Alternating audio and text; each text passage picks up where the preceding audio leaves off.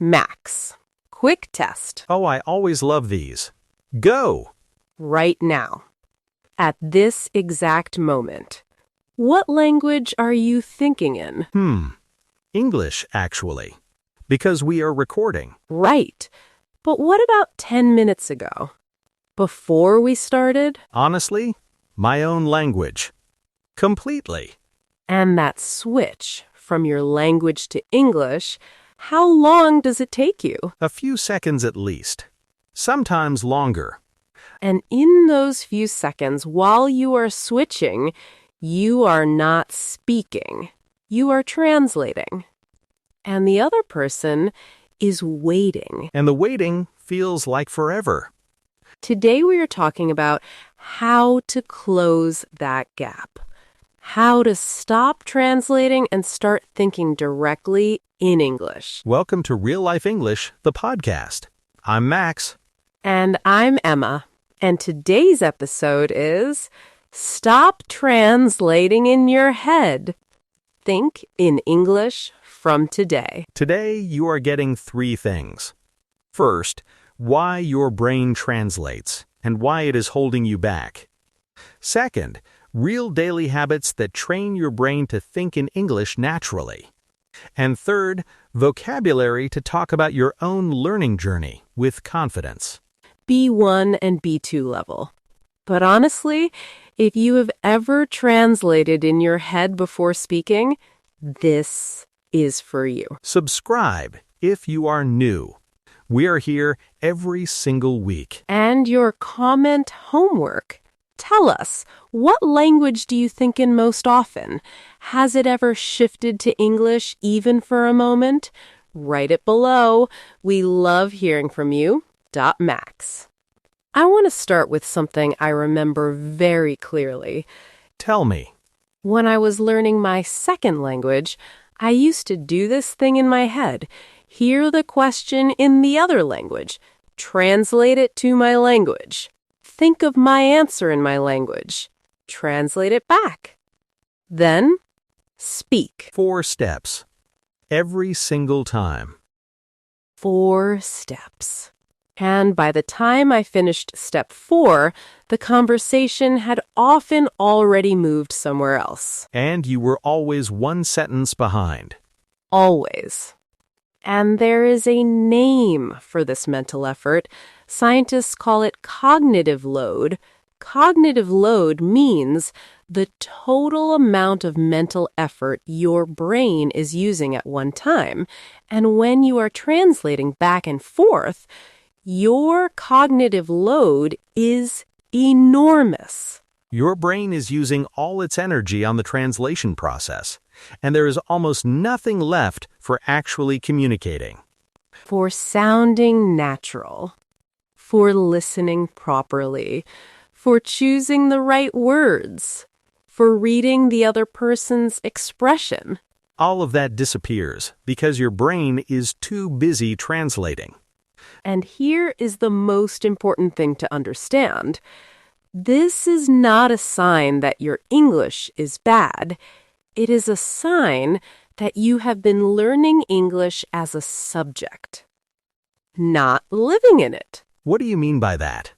When you learn English in a classroom, English is a subject, something you study. Something separate from your real thinking, your real life, your real self. And your brain keeps it separate. Over here is my real language. Over here is the English subject I am studying. And every time you need English, you have to cross a bridge from your real language over to the English subject. And crossing the bridge takes time.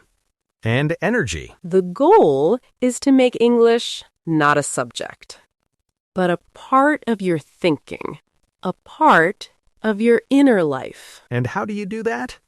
That is the question everyone is asking right now. Slowly, with specific daily habits. And it is not as hard as it sounds. It just requires consistency. Consistency. Consistency means doing something regularly over time. Not perfectly, just regularly, without big gaps. And it starts with something so small, it almost seems too easy to matter. Okay, what do most people get wrong about thinking in English? They think it means having long, complex thoughts in English, writing essays in their head in English. And that feels impossible, so they give up before they start. But thinking in English starts with the smallest thoughts you can imagine. I am hungry. This coffee is good. The weather is strange today. That is it. 3-word thoughts. 4-word thoughts. And your brain gradually builds new pathways. Pathways means direct mental routes that connect straight to English without going through your first language. Like building a new road. At first, it is a small dirt path. With time and use, it becomes a proper road. And here is what I want to push back on slightly. Go ahead. I think the advice to just start thinking in English is correct. And it is also not always enough on its own. Because you need input, input means the English you receive through listening and reading, you need good input for the output to be natural. So, you cannot just think in English if the English in your head is wrong or unnatural. You need to be filling your mind with natural English constantly. Podcasts, films, conversations, so that when you reach for a thought in English, the language you find there is real and natural. It is like cooking. You cannot make a meal with no ingredients. And thinking in English is the meal. Good input is the ingredients. Both matter. You need both. And here is the counterintuitive truth. The best way to think more in English is to speak more in English, even alone, even quietly, even in tiny fragments. Because speaking forces your brain to produce language, not just receive it. And production is what builds the pathway. To produce language means to create it yourself.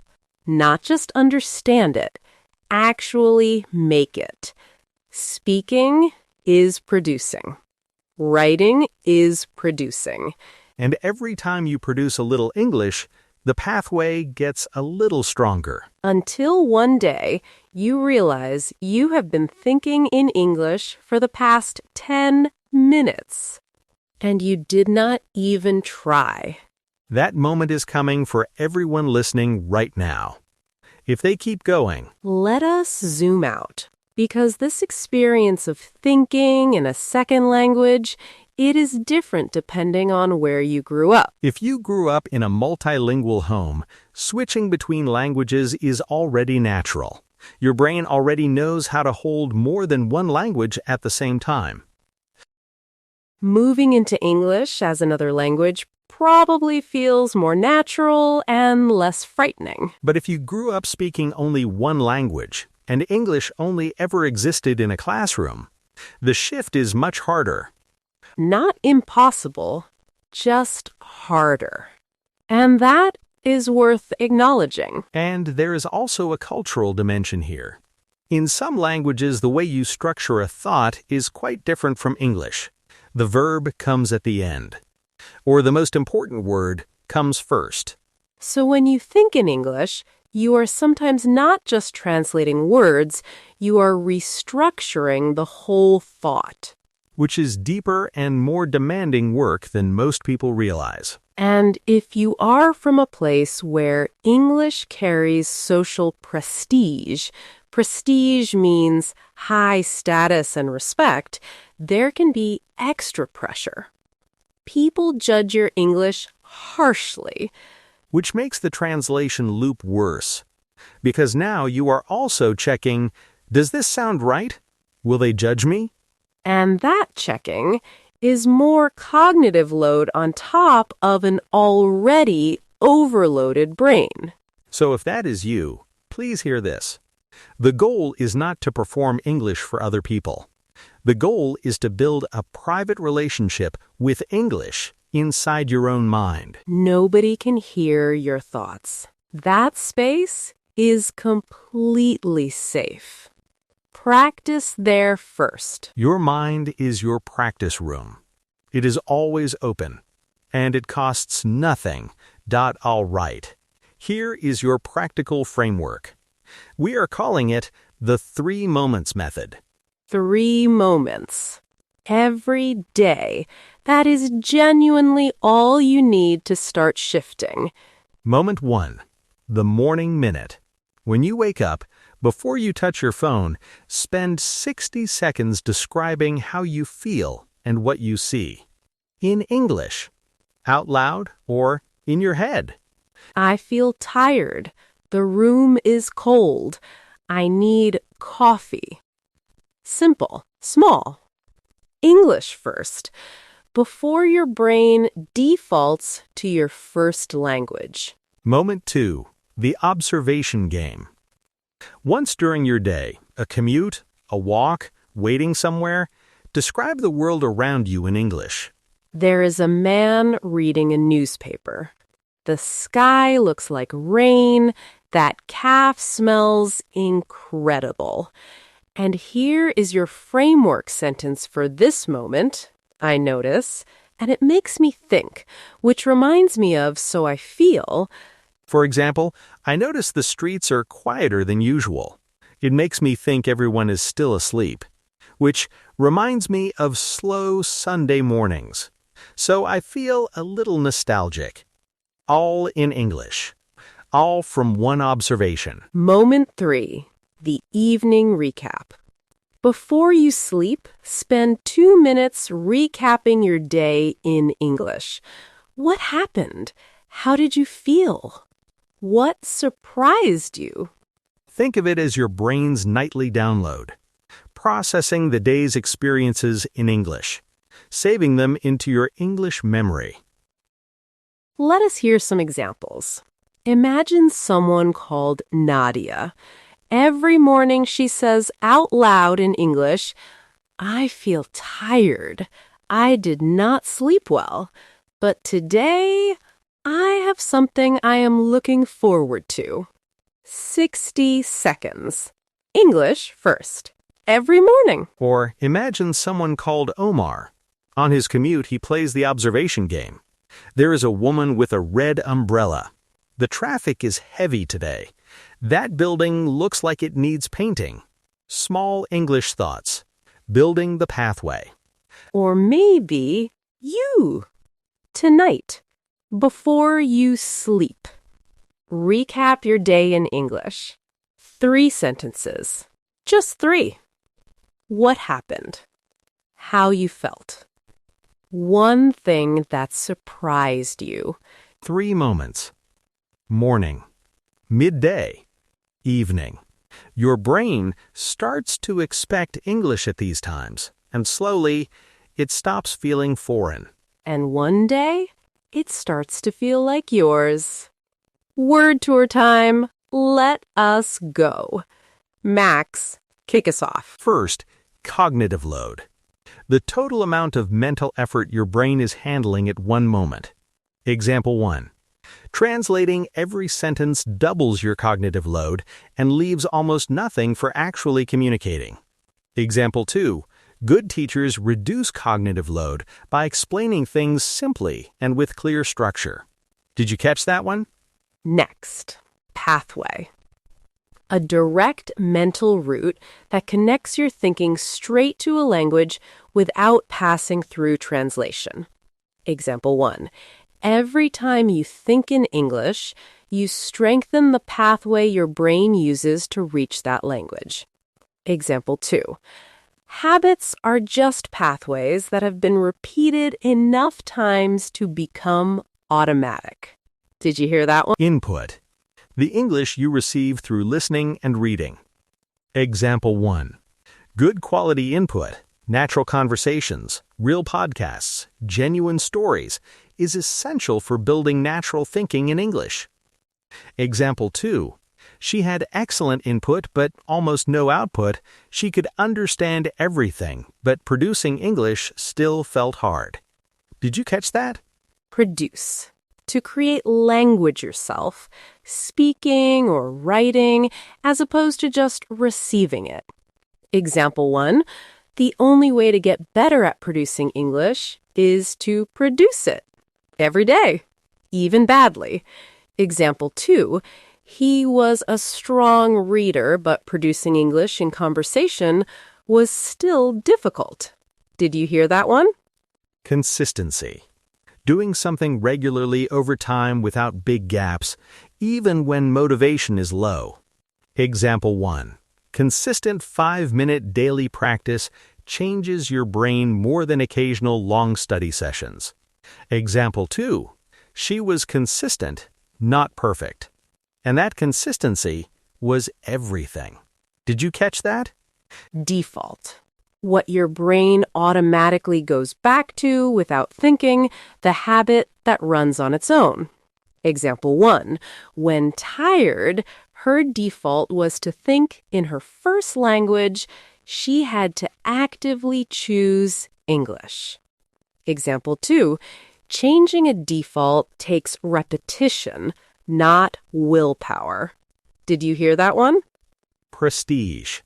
The high status and respect that something carries in a particular context. Example 1.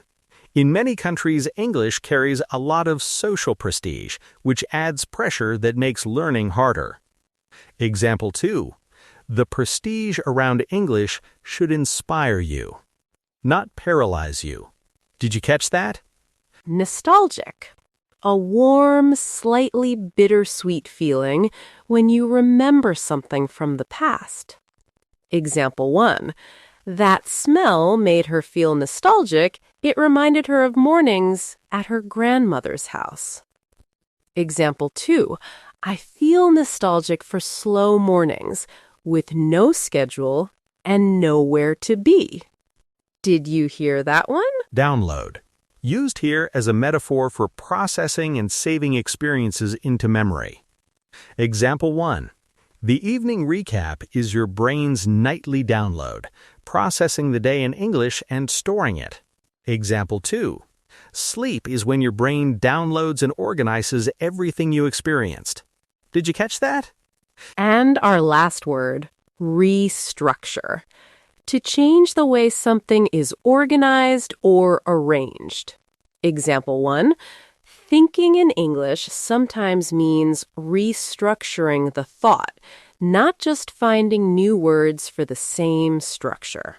Example 2. She had to restructure her approach to learning, less studying, more using. Did you catch that one? We are at the end, and I want to leave you with one thought. Go ahead. Your brain right now is not the same brain that started this episode. New words, new ideas, new connections forming right now as you listen. And your brain is not your enemy in this. It is just doing what it was trained to do. And you, right now, are beginning to train it differently. You are not broken. You are not bad at English. You are just in the middle of a process. And the middle always feels harder than the beginning or the end. 3 moments. Morning minute. Observation game. Evening recap. Start with one tomorrow. Just one. Because 1 is always better than 0. And 1 moment of English thinking today becomes 2 tomorrow, and 10 next week, and one day, your default. Your comment homework. What language do you think in most often? And has it ever shifted to English for a moment? Tell us below. And if this episode helped you today, share it with one person. Just one. Thank you for being here. I'm Max. And I'm Emma. Keep training that beautiful brain of yours, and we will see you in the very next episode. Bye for now. Bye!